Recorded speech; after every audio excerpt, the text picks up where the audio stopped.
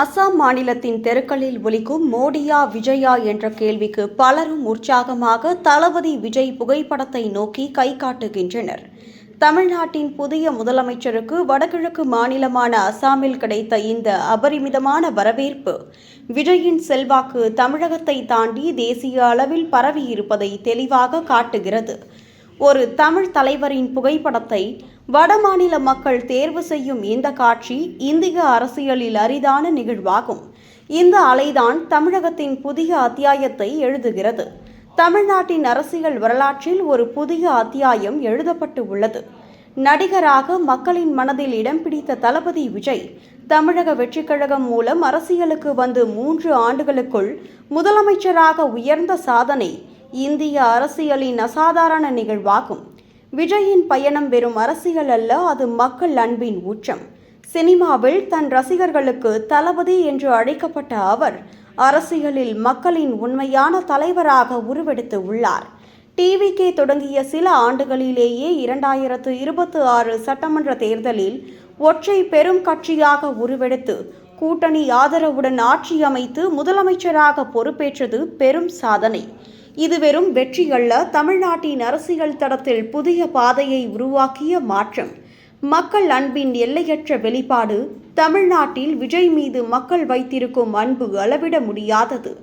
பல தலைமுறைகளாக சினிமா ரசிகர்களாக இருந்த மக்கள் அவரது நேர்மை, மக்கள் நலன் சார்ந்த பார்வை மற்றும் மக்கள்தான் என் சக்தி என்ற கொள்கையால் ஈர்க்கப்பட்டனர். டிவிகேவின் வெற்றியில் பொதுமக்கள், இளைஞர்கள், பெண்கள், விவசாயிகள் அனைவரும் தங்கள் பங்களிப்பை செய்தனர். மது கடைகளை கட்டுப்படுத்திய முதல் நடவடிக்கைகள் உள்ளிட்ட மக்கள் நலன் சார்ந்த திட்டங்கள் அவரது அரசின் மக்கள் மைய கொள்கையை பிரதிபலிக்கின்றன. இந்த அன்பு தமிழ்நாட்டை தாண்டி வட மாநிலங்களுக்கும் பரவி உள்ளது.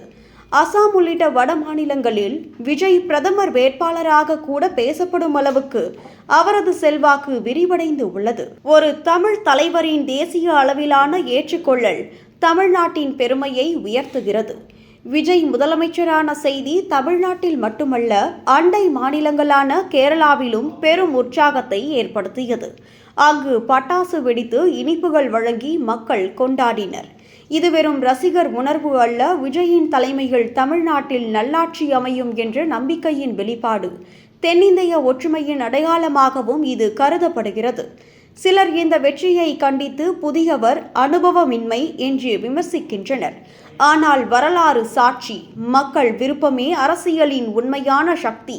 விஜய் தன் படங்களில் காட்டிய நேர்மை, ஊழல் ஒழிப்பு, மக்கள் நலன் ஆகியவற்றை நடைமுறைப்படுத்தும் ஆற்றல் கொண்டவர் என்பதை தேர்தல் முடிவுகள் நிரூபித்து உள்ளன. முதல்வர் விஜயின் உயர்வு தமிழ்நாட்டுக்கு மட்டுமல்ல, இந்தியாவுக்கே புதிய நம்பிக்கையை தருகிறது. மக்கள் அன்பால் உருவான இந்த தலைவர் தேசிய அளவில் கூட பிரதிபலிக்கும் சக்தி பெற்று உள்ளார் என பலரும் கூறுகின்றனர்.